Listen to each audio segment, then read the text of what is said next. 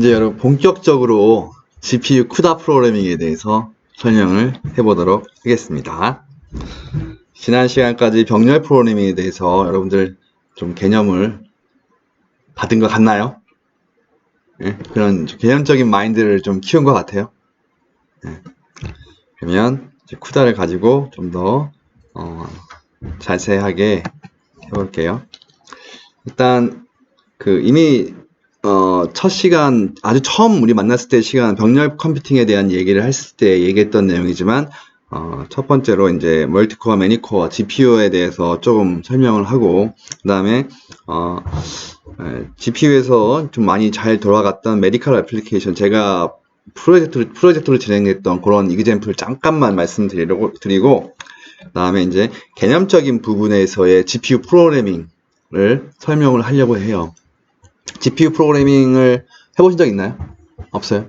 GPU 프로그래밍을 하면 처음에 개념 잡는 게 조금 어려운 부분들이 나와요. 뭐 이렇게 thread ID, grid, block, warp 이런 용어들이 나오면서 좀 복잡해지는데 제가 좀 고민을 해가지고 그걸 좀 개념적으로 쉽게 좀 만들었어요. 그래서 그거를 먼저 하고 그 다음에 이제 GPU 아키텍처에 대해서 GPU 내부는 어떻게 생겼을까 과연 기존의 CPU와 어떻게 다른가 이런 것들에 대해서 좀 우리 얘기를 한 다음에 그 다음에 실제로 C 코드를 가지고 병렬 프로그래밍을 하는 GPU 프로그래밍을 하는 것들을 해보려고 해요. 근데 사실 이제 이 GPU 베이직 개념적인 부분에서의 GPU 프로그래밍을 이해하면은 나머지는 이제 어떤 실제 코드만 좀 더 추가하는 거라서 큰 어려움이 없을 거고 여러분들이 특히나 이 부분에 좀 포커싱을 해서 잘 들으셨으면 좋을 것 같아요.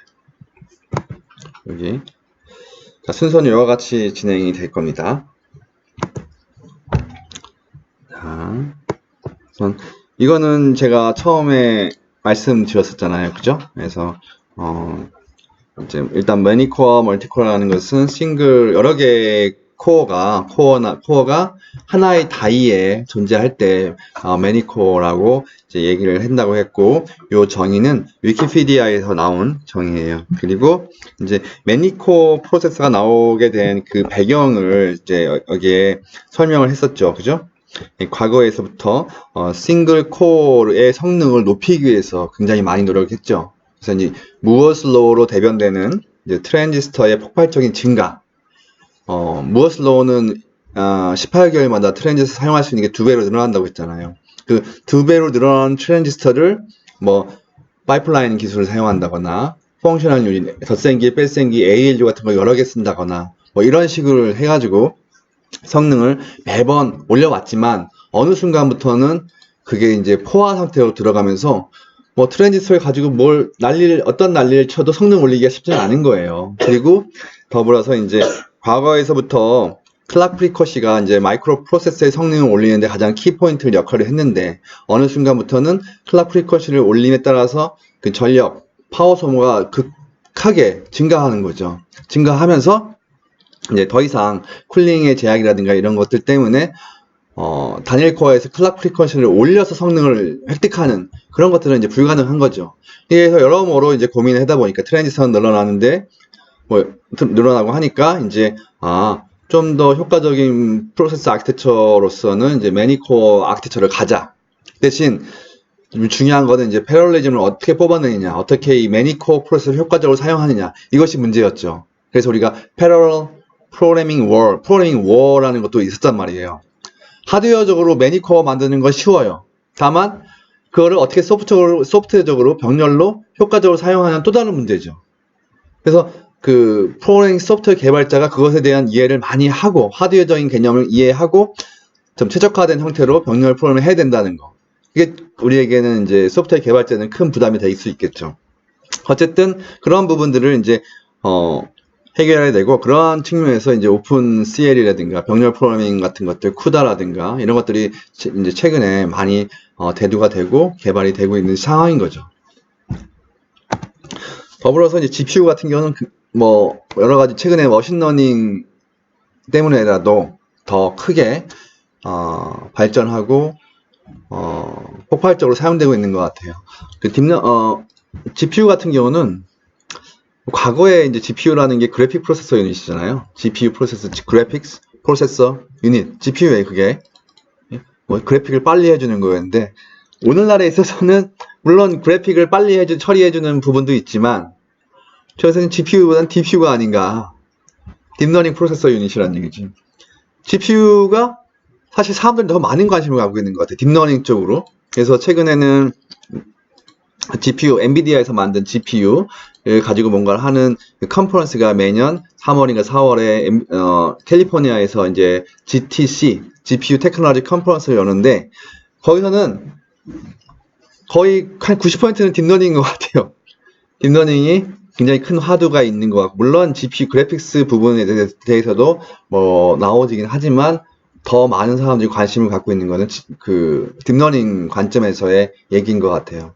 그래서 최근에 알파고 우리 사회에 큰 영향을 줬던 알파고 인공지능의 어떤 대중화되는 한 포인트였는데 이때 알파고도 보시면 알겠지만 CPU가 1220개, 그 다음에 GPU가 176개가 동시에 작업을 했던 거죠. 한 사람과 싸운 컴퓨터가 이만큼 있는 거예요. 사실 이세돌 구단이 한 번 이기고 졌지만 그 앞에 대면하고 있던 실제 머신의 그 스케일은 어마어마한 거죠. 그리고 여기에 최근에 많이 발전된 그 인공지능 알고리즘들이 부과돼 가지고 이제 크게 활성화된 걸 알 수가 있겠습니다.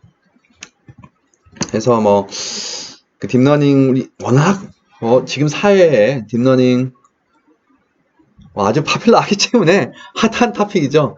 지난주 토요일 날도 제가 간호대학원에서 실제 병원에 계신 간호사, 수간호 좀 이렇게 나이 드신 간호사 선생님들 그 나이가 아주 드는 건 아닌데 그분들 그 간호대학원에서 그 요청 받았던 게 이제 그 어떻게 빅데이터 인공지능이 어떻게 간호 쪽에 영향을 미칠 수 있는지 이런 것들에 대한 특강도 했었는데 정말 다 간호에 대해 관심을 많이 갖고 있고 관심 없는 사람 사실 어디 있어 여기서 관심 없나요?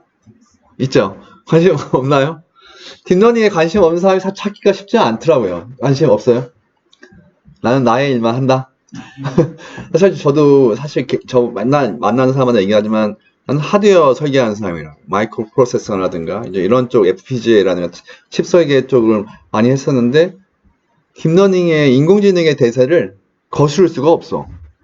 왜냐면 벌써 몇 년 전부터는 회사에서 계속 딥러닝 과제를 하자는 게 있었죠. 그래서 근데 내가 못하는 걸 자꾸 하자고 하냐고 나는 안 한다 하다가 작년부터 이제 같이 해서 한컴 MDS에서 같이 과제했었고 그 다음에 주변에 아시잖아요. 조그만 회사들도 이게 인공지능이면 굉장히 뭐 하이테크로 대기업들만 하는 것 같죠? 그쵸? 아니에요. 아주 아주 조그만 회사들도 인공지능을 원하는 경우가 많이 있어요. 뭐 중소규모 더존 빅데이터 인공지능 조그만 회사들도 자기만의 어떤 솔루션에 인공지능을 가미해서 할 수 있는 게 많이 있기 때문에 굉장히 관심이 많은 거죠. 그리고 무엇보다도 우리 학생들이 관심이 많은 거죠. 그죠? 그렇기 때문에 뭐 이거는 안 할 수가 없는 시대에 있는 것 같아요. 그래서 어쨌거나 했는데 그럼 왜 지금 딥러닝이 왜 지금 터졌느냐? 빅뱅이라는 용어를 썼는데 빅뱅 인 머신러닝 왜 빅뱅이 일어났는가? 그 세 가지 포인트가 있어요. 세 가지 포인트. 많이 언급되는 세 가지 이유가 있는데 첫 번째가 딥러닝 알고리즘의 개발, 효과적인 딥러닝 알고리즘의 개발. 옛날에는 만들어지지 않았던 좀 딥러닝 하기 어려운 상황이었는데 여러 가지로. 근데 최근에 나온 많은 훌륭한 아저씨들이 좋은 알고리즘 같은 것들을 만들어내서 이제 좋아졌고 두 번째 딥러닝을 하다 보면 데이터가 굉장히 중요하잖아요. 그죠? 데이터가 중요한데 많이 필요해. 또 컴퓨터가 학습을 하려면 일반화된 룰을 찾아야 된단 말이죠. 일반화된 룰을 찾으려면 데이터가 많아야 돼요. 데이터 조금 가지고 학습하면 어떻게 되겠어요? 조금만 인식하는 거예요. 여기 몇 명이죠? 7명 학생 사진만 가지고 사람이라는 걸 인식하기 위해서 학습을 쓴다. 그러면 여기 있는 사람의 데이터만 여기 있는 7명에서 좀 벗어나는 특징을 갖고 있는 사람은 오면 인식을 못하겠죠. 그만큼 얼마나 많은 양의 데이터를 사용하느냐에 따라서 아주 일반적인 형태의 어떤 학습을 할 수 있게 되는 거예요. 그래서 근데 아시다시피 과거에는 데이터가 얻기가 쉽지 않았죠. 근데 최근에 어때요? 페이스북에 맨날 사진 올리고 또 마트 같은 데 가서도 모든 게 다 전산화된 작업으로 데이터가 만들어진단 말이죠. 어마어마한 양의 데이터가 영상 데이터, 멀티미디어 데이터, 뭐 일단 수치적 데이터가 만들어질 거예요. 그러니까 그런 것들이 이제 어베일러블 해지면서 이제 학습에 사용될 수 있기 때문에 딥러닝이 뜬 거고, 마지막으로 컴퓨팅 파워가 학습을 할 수 있을 만큼 따라줬기 때문에, 만약에 이 딥러닝 알고리즘과 빅데이터가 있다 하더라도 성능이 뭐 학습 한번 하는데 1년 걸려. 그러면 어떡해? 짜증나서 하겠어? 못할 거 아니에요. 그러니까 근데 이제 최근에는 어느 정도 그 의미 있는 학습도 한 달, 두 달, 뭐 그 정도 더 빠른 시간 내에 할 수 있게 된 거죠. 이게 이제 GPU에 가 잘 활용되면서 고성능화 되면서 이것들을 할 수 있게 된 거죠. 그래서 이 세 가지가 딥러닝이 뜬 이유라고들 얘기해요. 저는 여기에다가 이제 사회적 관심, 당연히, 그리고 또 재밌어 하다 보면 초반에 하는 사람들은 그 뭐죠? 이거 진입장벽이라고 하잖아요. 진입장벽이 그렇게 높지는 않은 것 같더라고요. 제가 봤을 때는. 그래서 학부생도 좀 하면서 이제 구글이라든가 이제 유명 회사에서 만든 그 딥러닝 플랫폼, API 함수 그런 것들을 가지고 좀 하면은 쉽게 학습을 하네. 또 물론 이제 깊숙이 들어가면 여러 가지 효과적인 학습이라든가 그런 부분에서 좀 어려운 부분은 있고, 또 이제 여러 가지 네이버 인텐시브한 노동 집약적인 라벨링 작업도 필요하긴 하지만, 근데 그런 것들이 있다고 했을 때, 앞으로는 그 학습시키는 그 플랫폼이 더 대중화되고 일반화돼서 한 5년 정도 지나면 엑셀처럼 누구나 사용할 수 있는 그런 부분이 되지 않을까, 그런 생각이 들어요. 진짜로. 뭐 지금 사이클런 같은 경우는 진짜 심플하게 몇 라인으로 학습을 하잖아요. 물론 거긴 데이터가 준비된 상황이긴 하지만. 그래서 그런 부분이 있고, 어쨌든 이 세 가지 이유 중에 GPU가 있다는 거 기억을 해주시고, 그래서 이 수업에서는 GPU에 대한 얘기를 하는 거죠. 그래서 여러분들 제가 궁금한 게 있어요. 우리가 매니코어하고 매니코어 얘기하지만 이제 GPU에서 코어가 몇 개 있냐 저번 질문 했었잖아요. 1000개 되잖아요. 뭐 하나, 두 개, 10개, 100개 수준이 아니라 몇천 개 수준이죠. 이것도 2017년 4월에 발표된 그 GTC 컨퍼런스 발표된 타이탄 XP 파스칼 아키텍처인데, 이 경우에는 쿠다 코어가 3840개가 있는 거예요. 3840개고 클락의 프리퀀시가 1.5기가야. 어마어마한 거죠. 어마어마한 거예요. 이런 게 돌아가고 있으니까 연산량이 엄청나게 많은 거예요. 스레드가 그러면 심플한 스레드가 3840개가 동시에 수행될 수 있다는 뜻이잖아요. 이건 사실은. 그죠? 그리고 1초에 각각의 스레드가 수행할 수 있는 연산이 1.5, 10의 9승, 그러니까 1.5기가면 1.5 곱하기 10의 9승 틱틱틱 뛴다는 거잖아요. 1초에. 그죠? 그럼 3840개의 코어에서 동시에 수행되는 스레드들이 명령어로 이루어졌을 텐데, 그 각각 명령어들이 1초에 1.9 곱하기 10의 9승계의 명령어가 수행된다는 거예요. 어마어마한 거죠. 그죠? 그럼 1초에 1.9 곱하기 10의 승 곱하기 3840개 가 수행되는데, 물론 이제 메모리나 접근이나 동기화 때문에 웨이팅 타임도 있고 블락킹 타임도 있겠지만, 이론적인 피크 퍼포먼스가 그렇다는 뜻이에요. 어떤 다른 제한이 없을 때 최대 얻을 수 있는 피크 퍼포먼스가 그렇다는 뜻이에요. 자, 그리고 제가 이미 얘기했듯이 GPU라는 게 본질적으로는 그래픽 only 프로세서였죠. 옛날엔 only는 빼세요. 원래는 GPU 그래픽스 프로세서 유닛이었고, only를 제가 이렇게 집어넣은 이유는 그래픽스를 전담하는 프로세서였는데, 어느 순간부터는 일반적인 데이터 연산을 처리하는 거예요.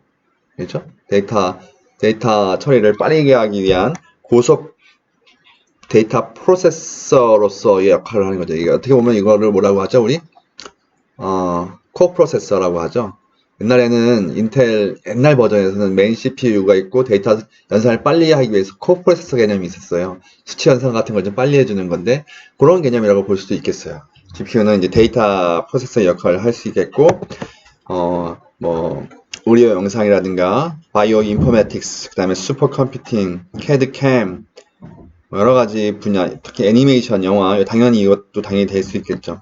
이런 부분에서 GPU가 폭넓게 고성능 데이터 처리기로 사용되고 있고, 이러한 이유로 GPU는 이제 통상의 GPU가 아니라 GPU라고 부른다고 말씀을 드렸어요. 그래서 GPU는 뭐였죠? 뭐였죠? 범용. 영어로는 범용. General Purpose? General Purpose. 일반적인 목적의 GPU다라고 얘기를 할 수 있겠어요. 그죠? 그래서 GPU라는 것은 이제 벡터 프로세싱과 멀티 스레디드의 복합적인 개념인 거예요. 그러니까 멀티코어와 또 코어에서의 또 벡터 프로세싱이 결합된 개념? 이런 개념인데, 우리가 이제 요런 것들을 멀티 스레디드 벡터 프로세싱을 이제 심트라고 불러요. 심트. 저번에 수업 시간에 심드를 배웠잖아요. 싱글 인스트럭션 멀티플 데이터. 요거는 싱글 인스트럭션 멀티플 스레드예요. 멀티플 스레드가 수행되는 건데, 멀티플스가 어떻게 수행되냐? 매니코어 내부에 있는 벡터 프로세싱에 할당되는 형태로 수행이 된다는 거죠. 그래서 좀 세 가지를 구분해 볼 필요가 있는 것 같아요. 첫 번째, 우리가 통상의 CPU에서 보는 sequential processing 프로세서.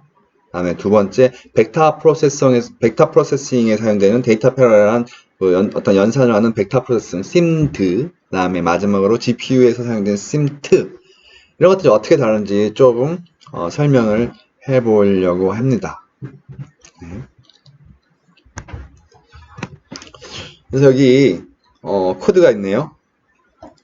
int a24 포르프가 2개짜리가 있어요. 그죠?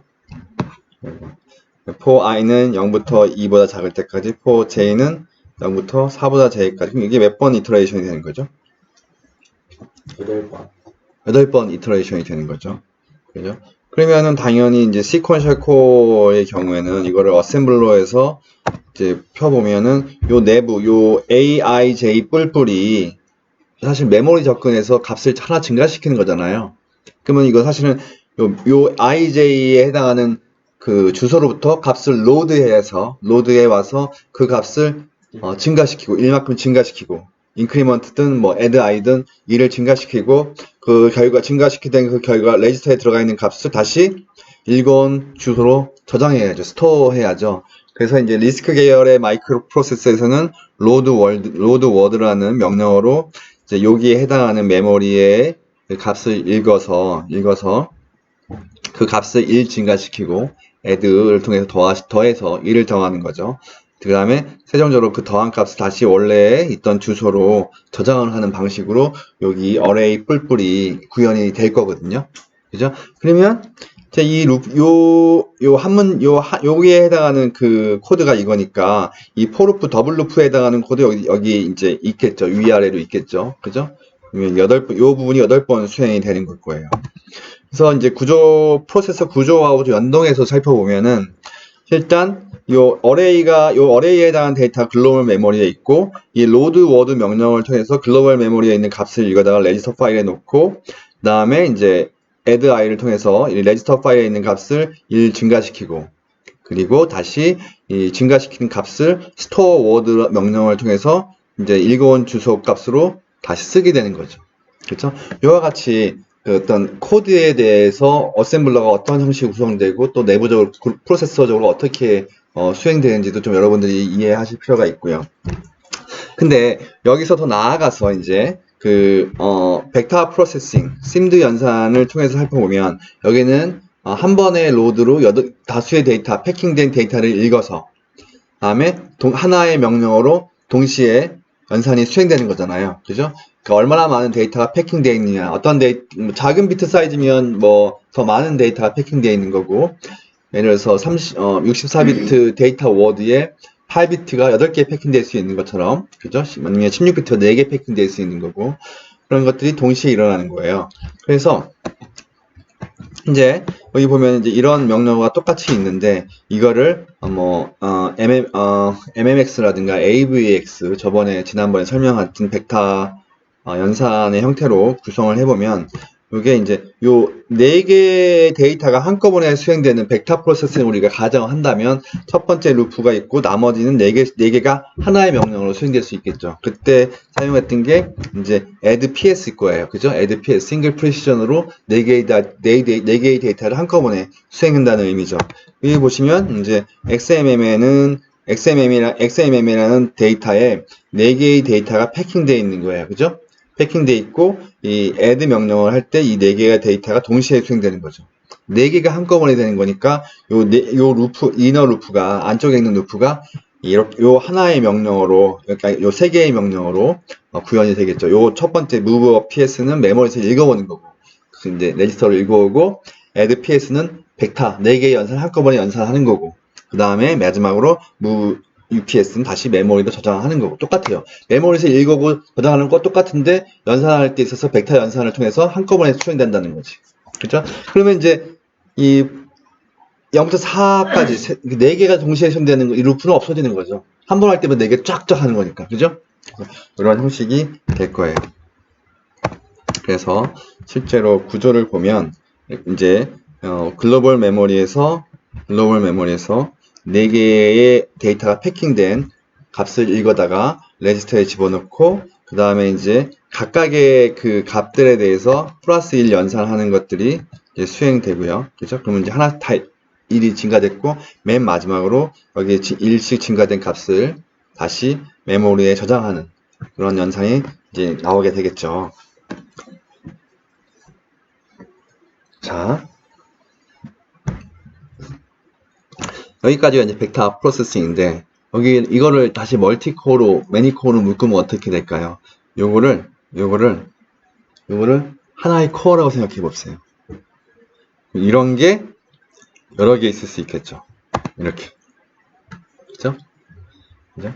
여기에는 쉐어드 메모리라는 걸 더 집어넣고 여기서 요 4개의 연산기에서 데이터를 통신하기 위해서라도 쉐어드 메모리를 집어넣고 그런 것들이 이제 하나의 코어, 또 하나의 코어, 또 하나의 코어에는 4개의 벡터 프로세싱을 4개의 연산을 한꺼번에 하는 벡터 프로세싱을 지원하는 경우가 되는 거죠.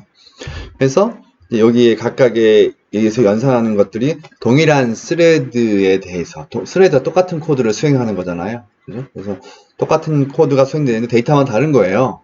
그래서 여기에는 8개의 스레드가 동시에 수행될 수 있겠죠. 동일한, 그죠? 8개의 ALU가 있으니까 동일한 코드를 같이 반복 이제 수행을 하게 되는 거죠. 이런 경우로 이제 우리가 심트의 형태로 얘기를 할 수가 있는 거죠. 좀 더 나아가서 이런 코어들이 다시 또 데이터를 커뮤니케이션하고 공유할 수 있도록 글로벌 메모리로 묶어주면 이 전체가 하나의 GPU로서의 역할을 하지 않나. 그리고 이제 GPU의 관점에서는 이게 하나의 코어가 되고 이 코어 4개가 묶인 게 멀티 프로세서가 되고 이 멀티 프로세서가 또 여러 개 묶인 게 하나의 GPU가 된다는 거죠. 이 개념이 굉장히 중요한 것 같아요. 코어가 여러 개 묶인 게 멀티 프로세서, 멀티 프로세서가 이런 멀티 프로세서 여러 개 묶인 게 하나의 GPU가 된다. 스레드가 수행되고 이 멀티 프로세서는 블락이 수행되고 뭐 그렇게 블락이 할당돼서 수행되고 그런 개념인데요. 이런 뭐 스레드라든가 블락이라든가 그리드의 개념은 차후에 다시 개념적인 프로그래밍을 얘기할 때 얘기를 할 예정입니다. 그래서 GPU에서는 벡터라는 개념보다는 스레드라는 개념을 써가지고 여기 같은 경우는 이제 8개의 스레드가 수행될 수 있다는 것을 알 수가 있겠죠. 그죠? 8개의 코어가 있는 거니까. 그리고 이제 이 각각의 이 멀티 프로세스 내부에서는 쉐어드 메모리를 통해서 더 빠른 데이터 접근을 이루게 하고, 그다음에 이런 그 멀티 프로세서 간의 어떤 커뮤니케이션이나 아니면 또 호스트 PC에서 데이터를 이쪽으로 줄 수 있잖아요. GPU 쪽으로. 그런 쪽에서 글로벌 메모리를 사용하게 되겠죠. 혹시 질문 있습니까? Do you have any question? 퀘스천? 없어요. 질문 있나요? 없어요. 트리비얼한가요? 쉽죠? 어렵지 않죠? 네. 네? 아직까지는. 네. 앞으로도 그럴 거예요. 자. 그 다음에 이제 GPU와 CPU를 우리가 이제 얘기를 할 때 속성이 다른 프로세서라고 불러요. 속성이 다른. CPU는 저번에 이제 그 히스토리에서 얘기했듯이 과거에서부터 막 넘쳐나는 트랜지스터를 쳐 박아가지고 그냥 성능을 극한으로 올리려고 노력했죠. 그죠? 뭐, 파이프라인 기술이라든가 슈퍼스칼라, 아웃 오브 오더, SMT, 사이머테니스 멀티스레딩, 그 다음에 더 나가서는 캐시를 쳐박는 거예요, 그냥. 메모리 접근 시간을 빨리 줄이려고. 그냥 원칙 캐시를 막 박아서 하나의 코어의 성능을 극대화하려고 노력했어요. 거기서 하나의 스레드가 빨리 끝나는 거죠. 빨리 끝나게. 하나의 작업이 빨리 끝나게. 이제 하나의 작업의 관점에서는 어떤 작업이 시작하고 끝날 때까지 그 시간을 레이턴시라고 불러요. 레이턴시. 시작부터 끝까지의 시간. 그러니까 스레드 몇 개의 시간을, 몇 개가 수행되는 시간의 그 전체 시간을 아주 압축하기 위해서 굉장히 노력했죠. CPU에서는. 근데 CPU는 전혀 다른 접근을 하고 있습니다. GPU는 아주 심플한 성능이 높지 않은 코어, 아까 봤듯이 뭐 ALU 뭐 이런 정도 전후잖아요. 그래서 아주 심플한 프로세서를 수백 개, 수천 개 쓰는 거예요. 그 대신 한 스레드에 대해서는 레이턴시가 길어지겠죠. 왜냐하면 하나의 코어가 성능이 좋지 않으니까. 하지만 수천 개가 동시에 수행되다 보니까 단위 시간당 끝나는 스레드 작업의 개수는 더 많아지는 거예요. 그죠? 뭐 1초에 수천 개 이렇게 되는 거죠. 수천 개가 끝나는 거죠. 동시에 수행하니까. 그죠?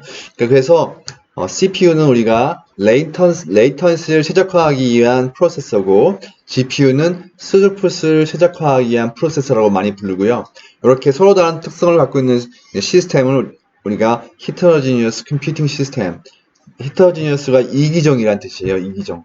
서로 다른 성성, 이기종. 호모지니어스는 똑같은, 같은 의미라고 헤테로는 다른 뜻이에요. 다르다는 뜻이에요. 그래서 헤테로지니어스 하면 서로 다른 속성을 갖고 있는 두 개의 시스템이 합쳐져 가지고 약간 제가 이제 얘기할 때 어떤 우리가 수행해야 할 코드가 있는데 어떤 부분은 시퀀셜하게 수행되는 부분이 있을 거 아니에요. 그죠? 그리고 어떤 부분은 패러럴하게 수행되는 부분이 있겠죠. 그럼 우리 시스템에 CPU가 GPU가 있다면 어떻게 매핑하면 좋을까요? 시퀀셜 코드는 CPU에서, 패러럴 코드는 GPU에서 이런 식으로 매핑을 하면 잘하는 걸 맡아서 하는 거잖아요. 그죠? CPU는 어쩔 수 없이 수행되어야 할 시퀀셜 코드를 빨리 하는 거고 병렬 코드는 이제 GPU 할 때 되면 아주 패러럴하게, 매시블리 패러럴하게 수천 개의 스레드가 아니죠. 사실 코어가 수천 개니까 실제 스레드는 수만 개, 수십만 개가 될 수도 있고 수백만 개가 될 수 있는 거예요. 이런 것들이 수행되면서 최적화된 형태로 수행이 되는 거죠. 그래서 여기 보시면 그림을 보시면 작은 물고기 그룹이 큰 물고기 하나를 잡아먹는다는 느낌인 거죠. 그러니까 작은 프로세서가 수백 개가, 수천 개가 모여서 극대의 어떤 성능을 얻는다라는 의미로 이해를 하면 좋을 것 같습니다.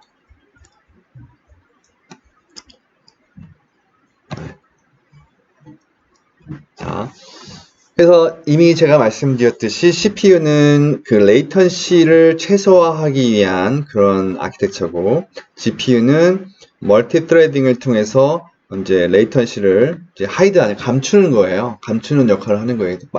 많이 한 것처럼 일을. 그죠? 실제 한 스레드 보면 오래 걸리지만 전체적으로 봤을 때는 어마어마하게 많은 양을 한 거죠. 그래서 여기 보면은 이제 특징이 좀 있는데 여기는 CPU는 스레드가 수행하다가 이제 데이터를 기다리거나 하면은 블락킹 되잖아요. 블락킹 돼서 쉬다가 또 수행하다가 쉬다가 길어질 것 같으면 콘텍스트 스위칭을 해요.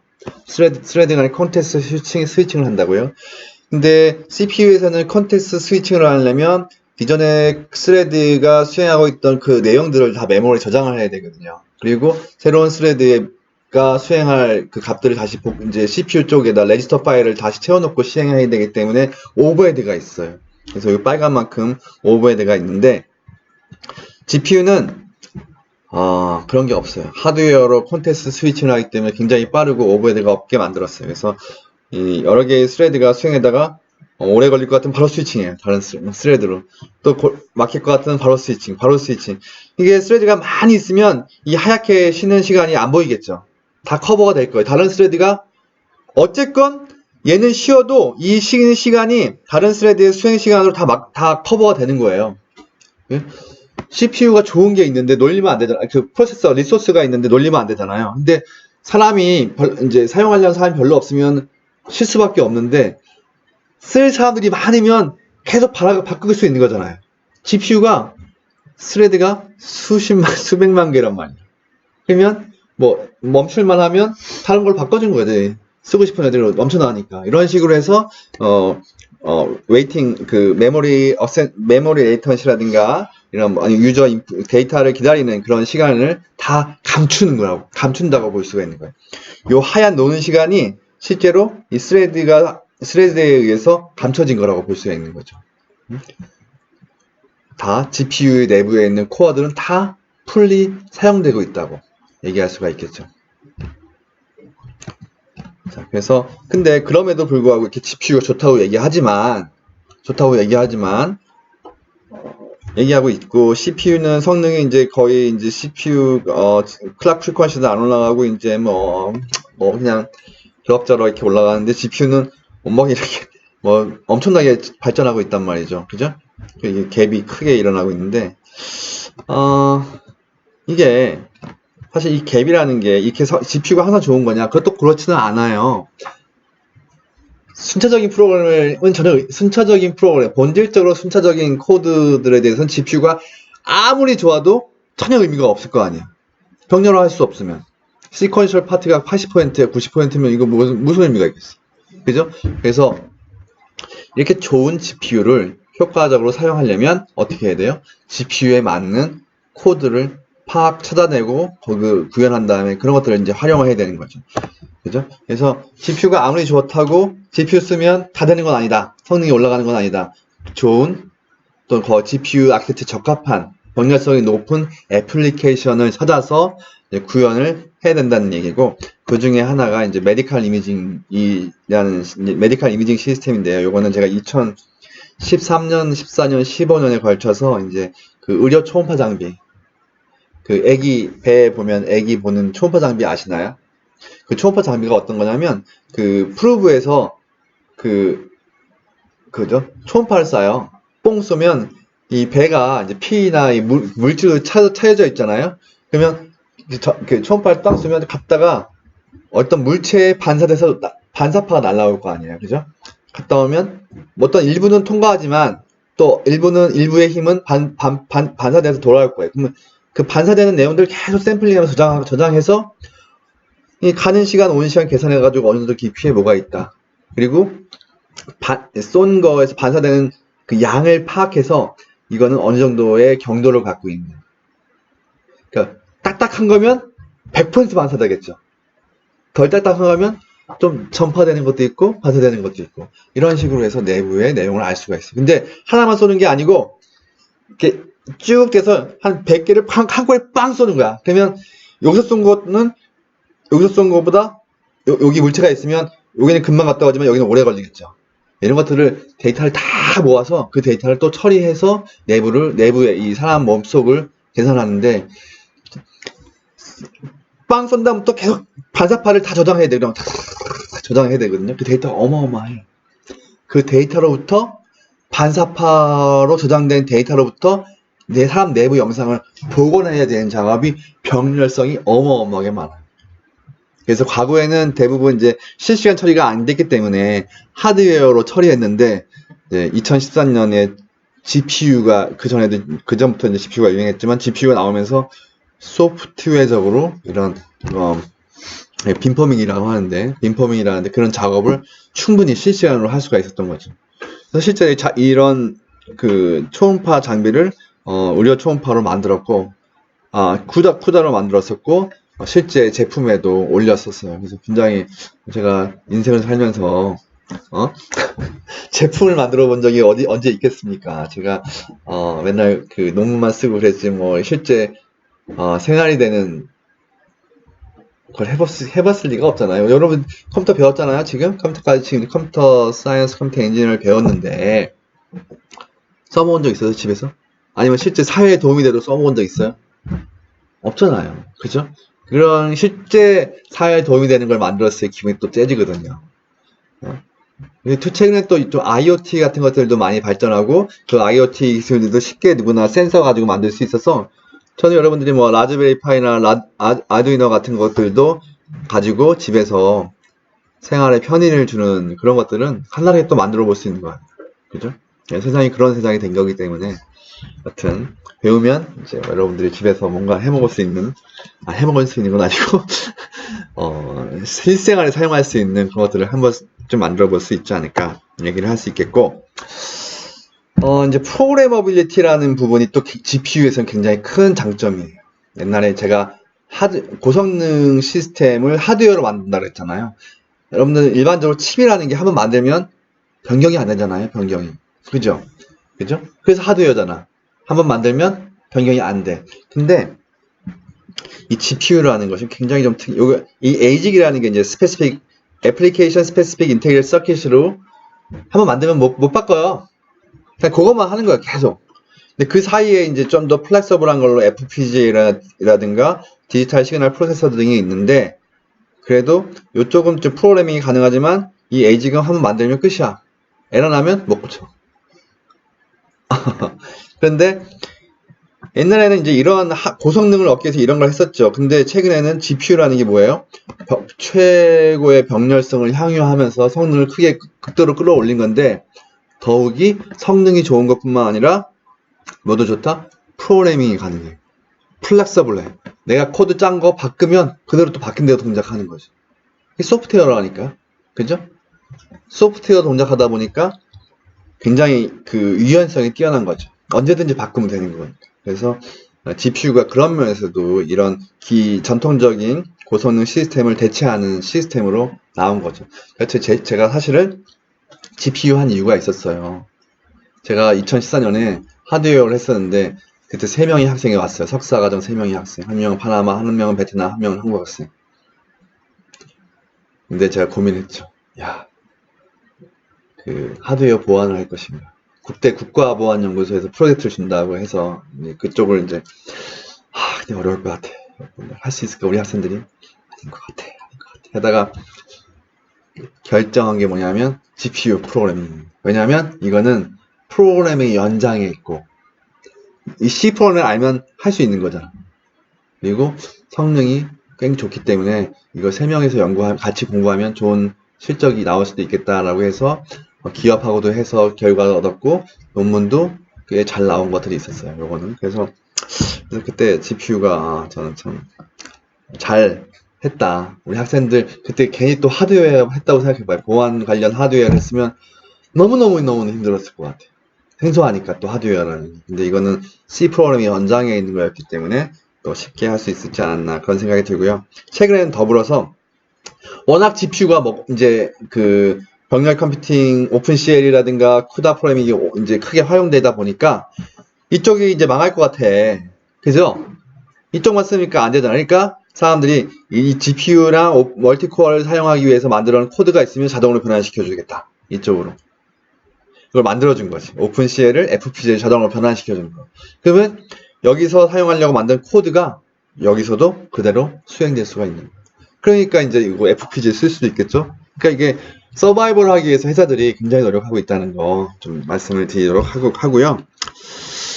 오늘 수업은 여기까지 하고, 다음 시간은 요 개념적인 그 베이직을 하도록 하겠습니다.